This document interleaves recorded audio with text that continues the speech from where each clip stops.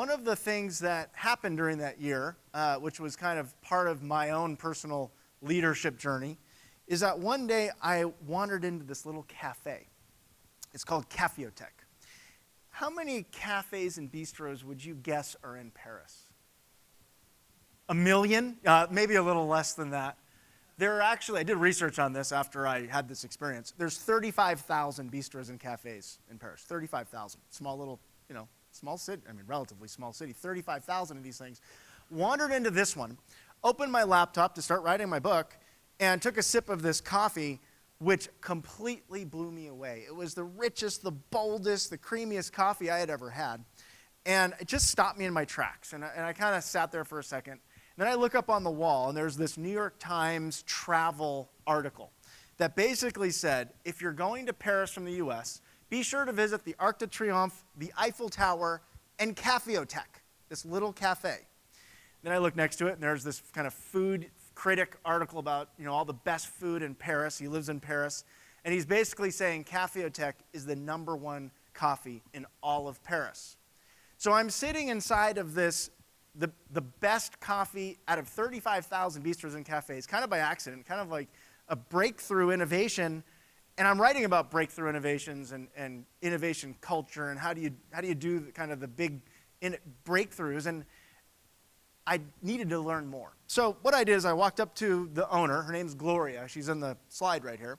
And I basically said, what are you doing to be #1 out of 35,000?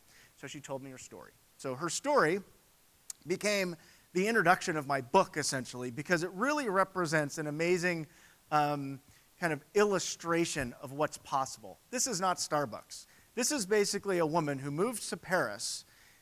She's South American, but she speaks French and Spanish and English.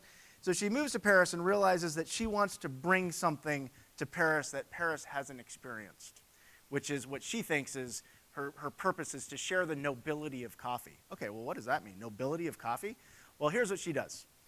In her little cafe, she goes out around the world and visits farmers who own plantations, and she visits them, and she asks them for their best beans, and then ensures that they'll get a fair trade price for their beans.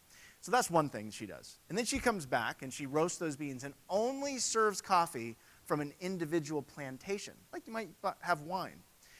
Her coffee looks like a work of art, basically, and it's pretty expensive. And what's happened over time is that it's so amazing, the experience there is so amazing, is that budding baristas from around the world have decided that they want to learn what she does.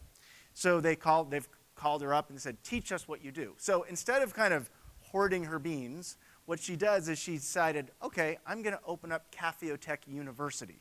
Okay, well, what's that? So baristas come from around the world. They study under her for a week for a couple thousand euros. And then they work for her for free for 2 months in the cafe as free labor. And then what happens is they go off and start their own cafes around France. And you could say that that's competition. But where do you think they buy their coffee beans from? Gloria. She sells them their coffee beans too. What she also does is she makes sure that the people who are working for her, who are there for full-time baristas, they go and they visit the plantations as well. So they see where it's coming from. And she's created a whole environment that's really about the experience of coffee. She in addition to Caféothèque University, she does coffee tastings. So you can have a flight of coffee, you pay about $40, and you take a bunch of sips, and then you're totally wired at the end of that. But it's an amazing experience. So, you're drinking coffee now, but it's a little bit of a different experience. So what she's done in that cafe is created kind of a culture focused on giving people an amazing experience, plus she's got an incredible business model. It's product, it's service, it's distribution. This is happening all in a little place in Paris called Caféothèque. So I use this as just an illustration. It's not about big company Starbucks or anything like that.